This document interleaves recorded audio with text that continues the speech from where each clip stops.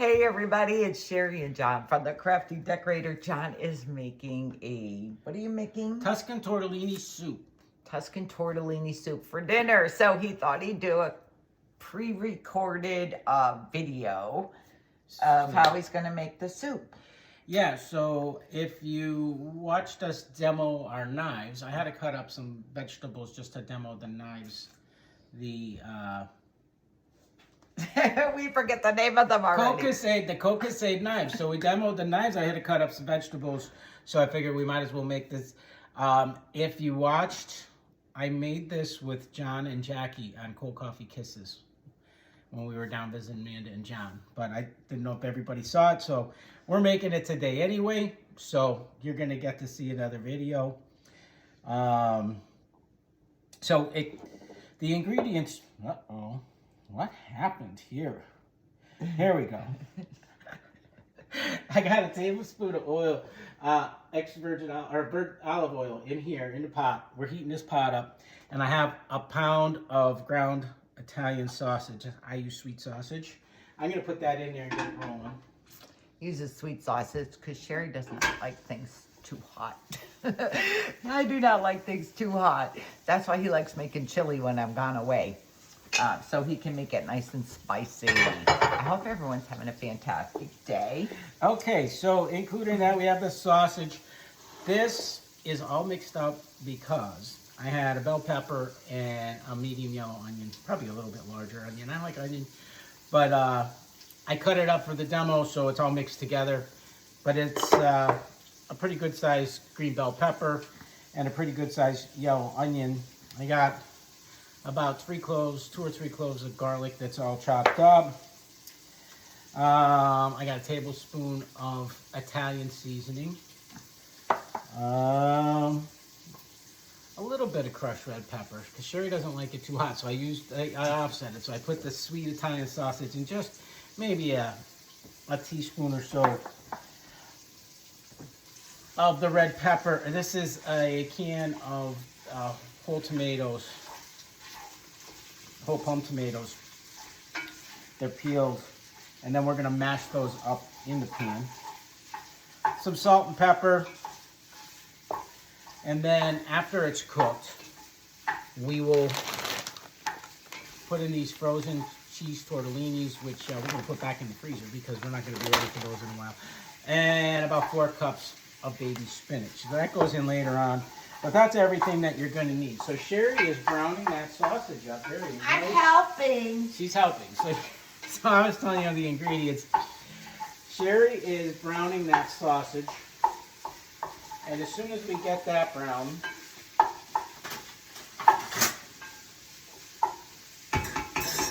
it's getting along pretty good. It's browning. So if you didn't see the earlier video, little commercial time. These are the Cocosade knives. So they sent us a set of knives to demo and review. I thought they were pretty good. They're light handle. You can go back and look at that previous video. If you're interested in those knives, you could click on the link on that video to take you to Sherry's Amazon storefront where you could find them. So for the price, they're reasonably priced. They're nice. They're well balanced. Kind of well constructed and made, but they're not very expensive. So they're worth a checking them out. And I think we're probably getting there, right? We're getting there. I'm working on my scarecrows today. I'm working on my scarecrows. I'm painting faces. I'm practicing painting my faces on here, guys. They're going to be so cute. But I think I may have to adjust that girl's hat. I don't know if I'm going to need to cut it to make it smaller. Because I did order a boy's matching scarecrow costume from Amazon. But the biggest it goes is 18 to 24 months. So the hat is perfect. And the girls' one is 2 to 3 toddler. I probably should have seen. I probably could have did it 18 to 24 months on that one. I'm not sure, but I may have to cut the hat. But they're coming out really cute. Really cute. The faces were a little challenging, but I took someone's advice and copied the stencil onto a piece of printer paper and cut it out and used that to tape onto my pumpkin head to paint my face. I'm still working on her eyes. This is gonna be my girl. That's gonna be my girl. My boy is done, but I'm working on the eyes on that one. Yeah, so John's browning back there now. He took over. I took over. So we have that sausage. It's brown. We're going to take it out of the pot and put that away for later. Now, I would drain out the fat if there was a lot of fat, but there was not a lot of grease in there. So there's just enough that we can soften these vegetables and saute these vegetables. So we're going to put in the onion and the garlic, or the onion and the green pepper. Yeah, the bell pepper. It's going to saute those. About how long do you have to saute those for? Oh, 2 minutes, 3 minutes, so they get softened. I like to get them softened first. They're going to cook when we're cooking in the hot liquid later, but this gets them a little bit of flavor going. Releases some of the flavor. Just like when you saute the onion and garlic up. Yeah, so I'm going to season that with some salt. He just pinches. I have to measure everything. So it's good to season as you go. We build layers and layers of flavor. So we're going to put the bell pepper and the onion in there. We're going to season with salt and pepper. That's why he's the cook. Because he seasons in layers. I just measure everything according to the recipe that I'm using. Yeah. I'm not ashamed to admit it. He's a better cook. There was never a recipe for this. And I told Sherry this today. I said, my tortellini soup has evolved over 20, 30 years. Yeah. From when I first started making it to now. So it's completely more flavorful. Different flavor, some different too. flavors. I shouldn't say more flavorful. No. It just took on a different complexion altogether. So it just kind of was the way it worked out. As I go, I changed recipes around a little bit. I don't have written recipes. This we have a written recipe. Sherry will post it. But you know, I have to sit down and write a recipe after I cook something because I wouldn't know how to. I just have to explain it. I know a lot of you cook like John does. You cook to taste. I can't do it. I just can't. But I do use recipes for certain things. But the stuff that I'm comfortable with making. And a lot of times I look at a few different recipes and kind of come up with something. I'm going to add this garlic and just get that fragrant. One of the best parts is garlic. We always add extra garlic. We were garlic people. Our family loves garlic.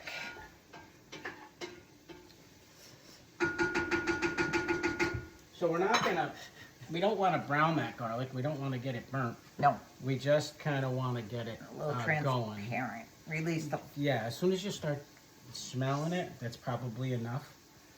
And then I'm going to add my Italian seasoning and a little bit of crushed red. Italian seasoning, crushed red. That's what he's adding now. Now we put that in now. Stirring it up.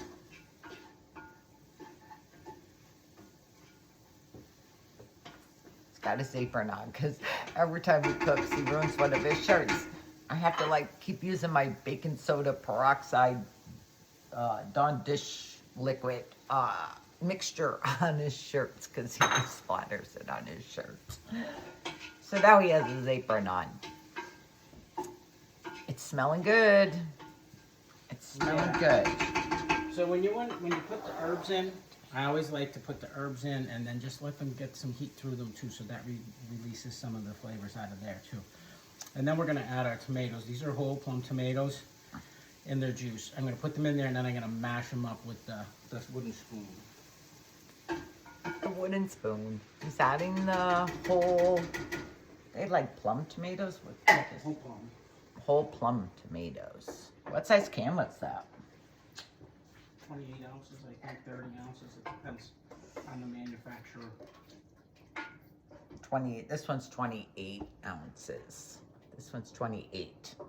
So we just added that. This is a good craft can. Might have to There's the thing. save it.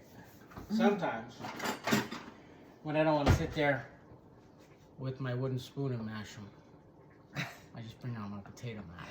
Potato masher, which is, how long are we married? 39? Yeah, 40 That's years old. 39 years old, that tomato masher. Potato masher. It's now a tomato masher because It's a tomato masher we hardly today. ever make potatoes, but if we do, I have my ricer, and I love my You like your rice, my or potato ricer. Yeah. Potatoes. yeah, that was from our shower. That potato masher. Potato masher.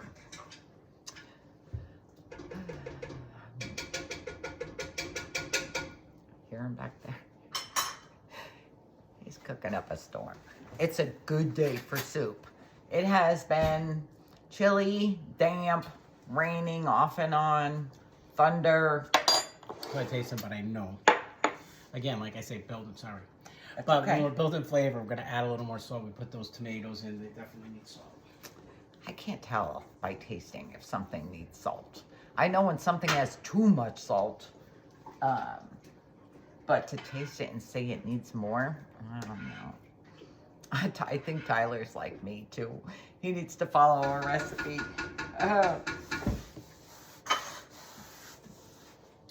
We're running out of stuff. So I'm going to add about 4 cups. That's one of these containers of chicken stock. We use unsalted.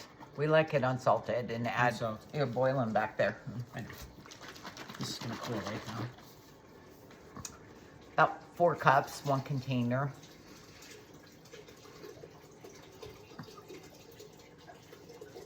It was kind of boiling. Now it's cooled down from the chicken soup. But yeah, so I'm not sure if I'm gonna be on later or tomorrow with the scarecrows. I have to see. I need to figure out the hair. Raffia hair. I'm trying to decide, do I want to glue it to the hat or the head? I don't know. I'll have to see. I gotta play with it. I'm getting the faces done first. All right, so we're going to bring this up to a boil, and then we're going to let it simmer for a good half hour, 20 minutes, half hour. And then we can come back, and that's when we're going to put the sausage back in. We're going to add our tortellinis. Let the tortellinis cook. You'll know when they're done because they'll float to the top. We'll talk about that. And then when that's all done, we're just going to put some of this spinach in. And then we're going to serve it in a bowl and sprinkle a little bit of our Parmesan Reggiano on it.